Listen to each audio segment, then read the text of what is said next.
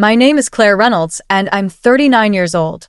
I found out my husband was secretly planning to divorce me, not because he stopped loving me, but because he thought he'd walk away with half of my $200 million fortune.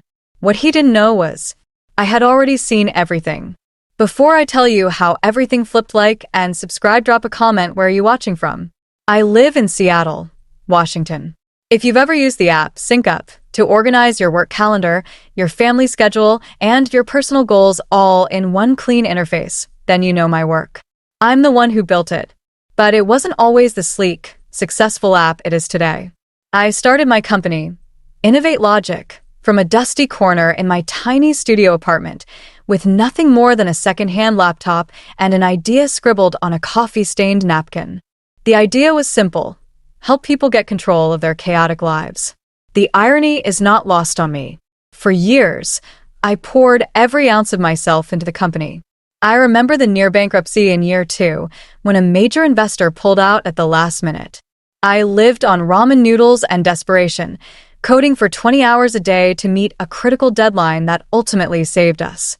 I remember the thrill of hiring my first employee, then my 10th, then my 100th. I turned late nights, endless failures, and the constant echo of people telling me I couldn't do it into one of the most successful app development firms in the country. It wasn't just my job, it was my creation, my proof that I could build something strong and lasting out of nothing. My husband was Ethan Cole. I met him 12 years ago at a tech conference in San Francisco. I was there to network, trying to get my fledgling company off the ground. He was a corporate lawyer, part of a team advising a major venture capital firm. He was handsome, of course, with a sharp suit and a smile that seemed to disarm everyone. But what drew me in was his apparent interest in my mind. He listened, truly listened, as I passionately explained my vision for SyncUp. He asked intelligent questions. He didn't look at me like I was just another woman at a conference. He looked at me like I was a powerhouse. "You're going to change the world with that, Claire Reynolds," he had said, his eyes locking onto mine. It was intoxicating. Our courtship was a whirlwind. He was my biggest cheerleader. When I was drowning in work, he'd show up at my office with takeout and a bottle of wine. He'd rub my shoulders and tell me to keep going.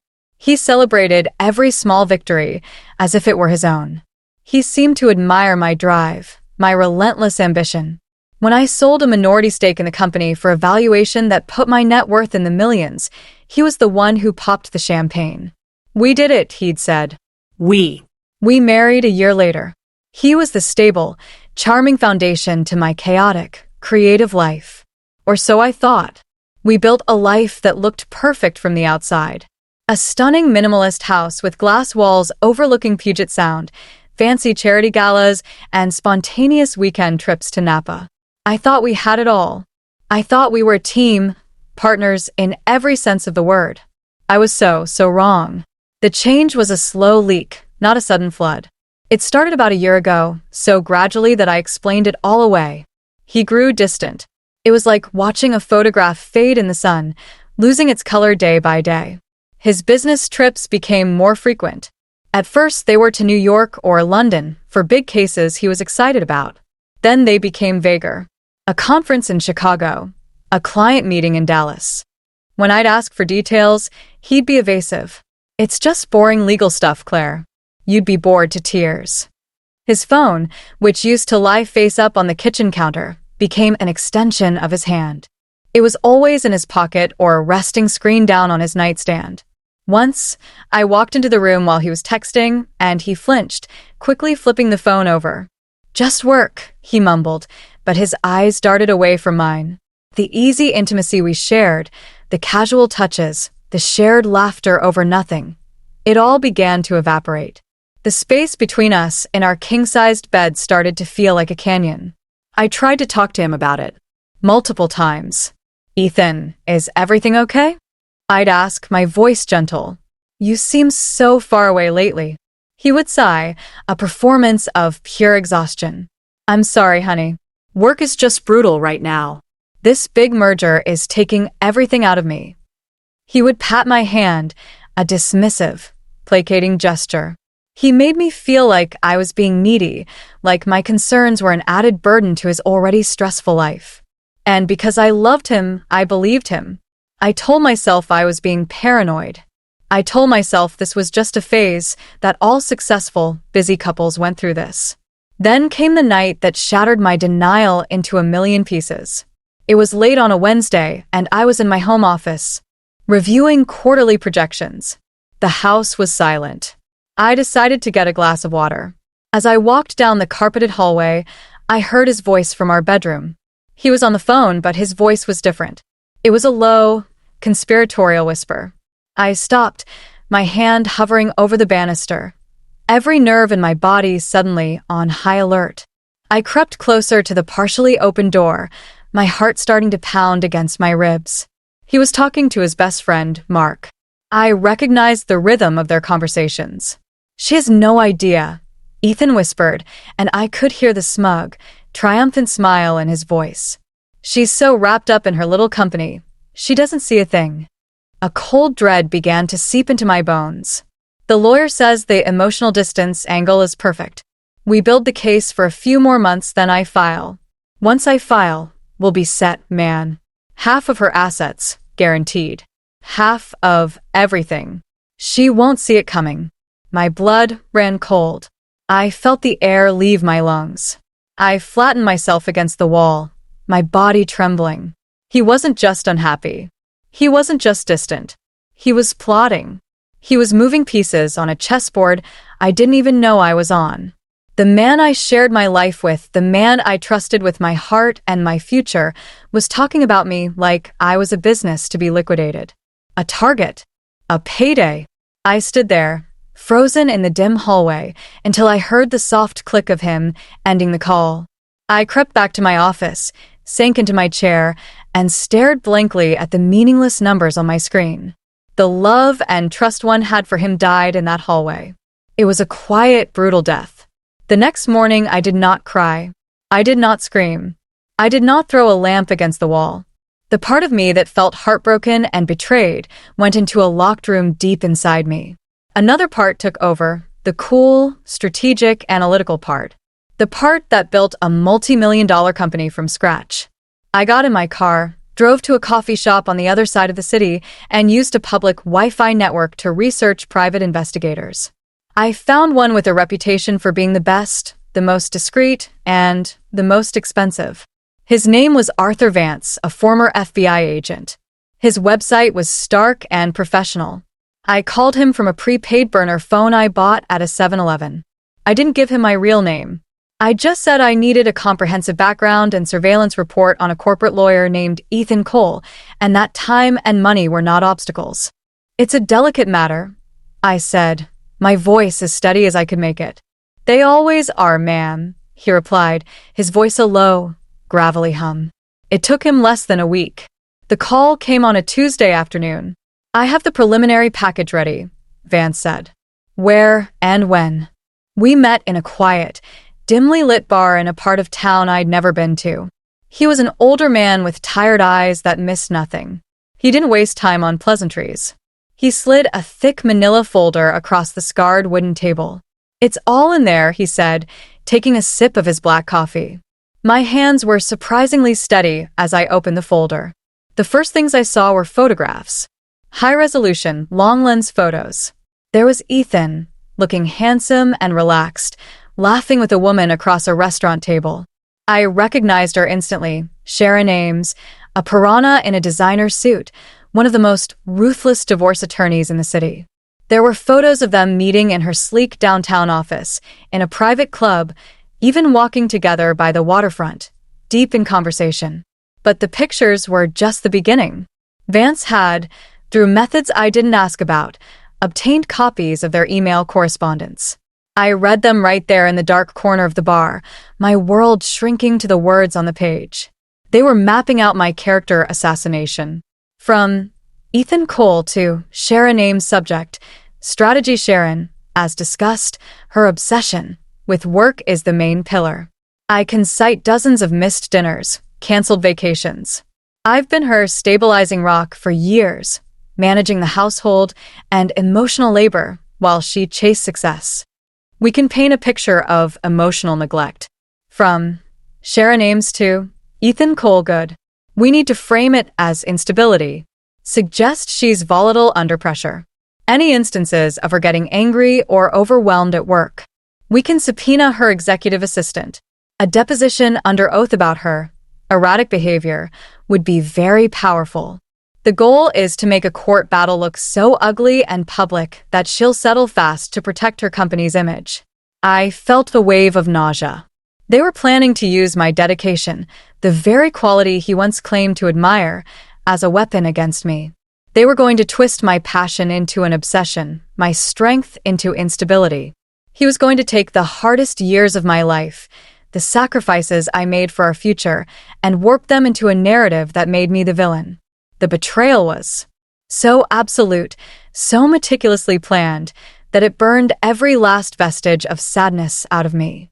The heartbreak was gone, cauterized by a white-hot rage. All that was left was a cold, hard, diamond-sharp resolve. He had started a war. He just didn't know that I was the one with the superior firepower. I didn't go home. A dramatic confrontation was what he would expect from an unstable woman. It would only be emotional and messy, and it would tip him off that I knew. I would not give him that advantage. Instead, I went straight to my office on the top floor of the Innovate Logic Tower. The city lights were just beginning to glitter below. I called an emergency meeting. Not with my whole board, but with my inner circle. Helen, my corporate counsel, a sharp woman in her 60s who had been with me since the beginning, and Ben, my young, brilliant chief financial officer. They sat across from me at the huge glass boardroom table. I pushed the PI's folder into the center. "Read this," I said, my voice devoid of emotion. "This is what's happening. My husband is planning to divorce me, and he's coming for my company. He's coming for everything. We have until he files to make sure he gets absolutely nothing." I watched their faces as they read. Ben's jaw tightened. Helen's eyes, usually warm, turned to chips of ice.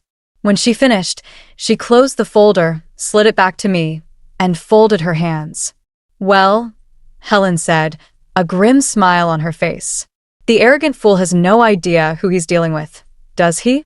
For the next 7 days, my office became a war room. We worked silently, methodically, and with brutal efficiency.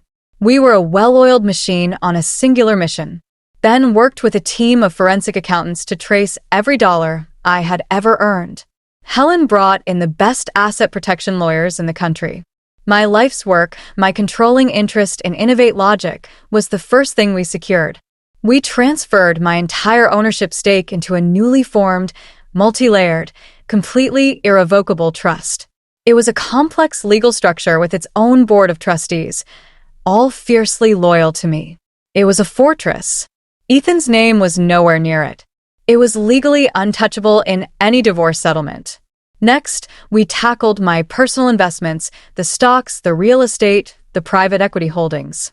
Each one was moved from our joint accounts or my personal accounts into a series of newly created, anonymous LLCs, each shielded by the one before it, a Russian doll of legal protection.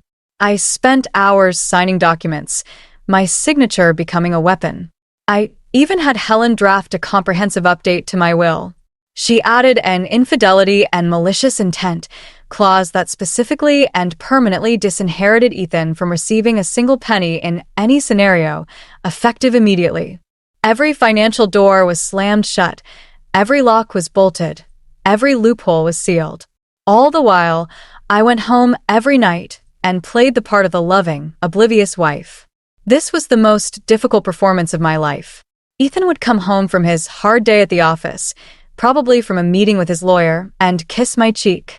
"How was your day, honey?" he'd ask, his eyes full of false sincerity. "Good," I'd say, my voice light. "We're close to fixing that bug in the new update." We would have dinner at our enormous dining table, the silence between us feeling heavy and toxic. I would watch him talk about his day, lying to my face, and I would feel nothing but a cold pity for him. He was so confident, so sure of his scheme. He thought he was the smartest person in the room.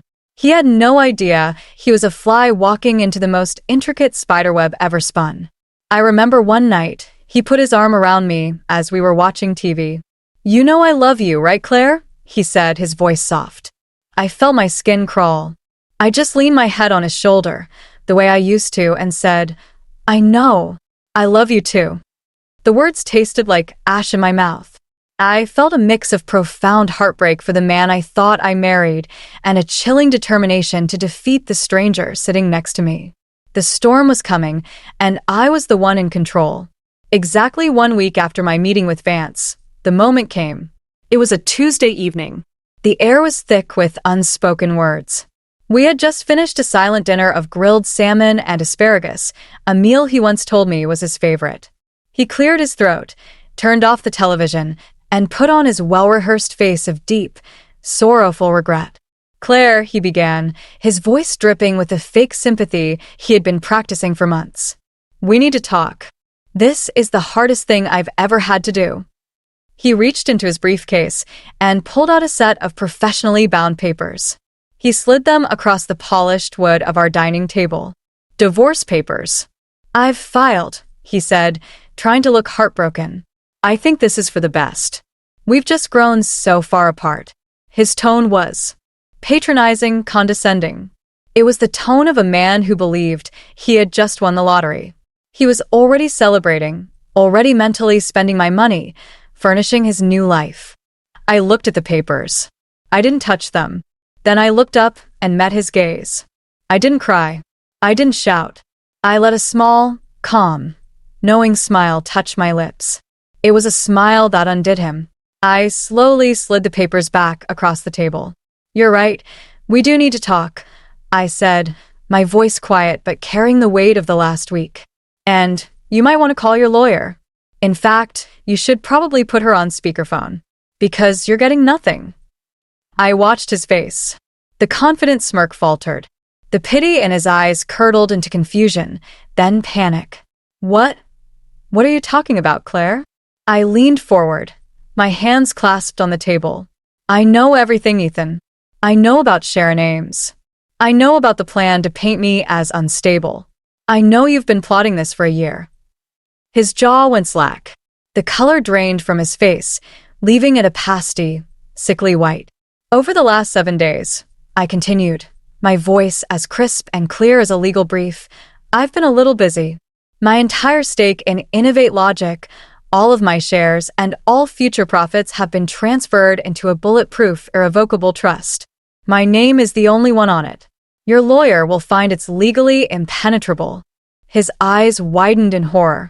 "All of my personal investment accounts, the real estate, the stock portfolio, all of it has been moved into a series of protected LLCs. You have no legal claim to any of it." He started to stammer, a pathetic, sputtering sound. "Claire, wait, that's our money." "No, Ethan," I said, cutting him off. "It's my money. I earned it. And the plan you and Sharon cooked up? The one where you smear my name and my reputation? My lawyer, Helen, seems to think that constitutes malicious intent to commit fraud. And we have copies of everything. Your emails, your meeting notes. Everything." The mask of the charming, confident lawyer completely disintegrated. What was left was a weak, terrified, greedy little man. He looked utterly pathetic. "But our life, our partnership," he whispered, his voice cracking. "Our love." That was the last straw. I stood up, the legs of my chair scraping against the floor. "Don't you dare talk to me about love," I said, my voice cold as ice. "Love doesn't sit in a lawyer's office and plot how to destroy a person. That's not love. That's a hostile takeover. And you lost." I left him there at the table, staring at the useless divorce papers and the complete wreckage of his plan. I walked upstairs, packed a bag, and walked out of that house and out of his life. I never looked back. The divorce was finalized in less than 2 months. It was a footnote. His case was so weak, so utterly devoid of merit, that it collapsed under its own weight. When Helen presented our evidence in the preliminary hearing, I heard Sharon Ames dropped him as a client right there in the courthouse hallway. Ethan Cole walked away with his car, his clothes, and the rapidly dwindling funds in his own bank account. He got no shares in my company, no claim to my investments, and not $1 single of the $200 million fortune he had tried to steal. I sold the glass house we had shared. Its walls had become too transparent. I bought a stunning penthouse apartment in the heart of the city. From my floor-to-ceiling windows, I can see the entire Seattle skyline, a glittering testament to what a person can build. I poured my energy, my real energy, back into my passion. We launched 2 new groundbreaking apps. The company's valuation tripled. I reconnected with old friends Ethan had subtly pushed away. I took a solo trip to Italy, something I'd always wanted to do. I learned to breathe again. I found a peace I hadn't realized I was missing, a quiet, powerful freedom that comes from surviving the deepest betrayal and knowing, with absolute certainty, that you are strong enough to protect yourself. So, if you've ever been underestimated, if you've ever been betrayed by someone you trusted, if someone has ever plotted against you thinking you were weak, distracted, or oblivious, remember this story. Remember that your greatest strength isn't always in a loud confrontation, but in a quiet strategy. Silence, preparation, and intelligence can be the most powerful weapons you have. If this story resonates with you, like, subscribe, and share it. Because sometimes, the best revenge is making sure they can never touch what's yours.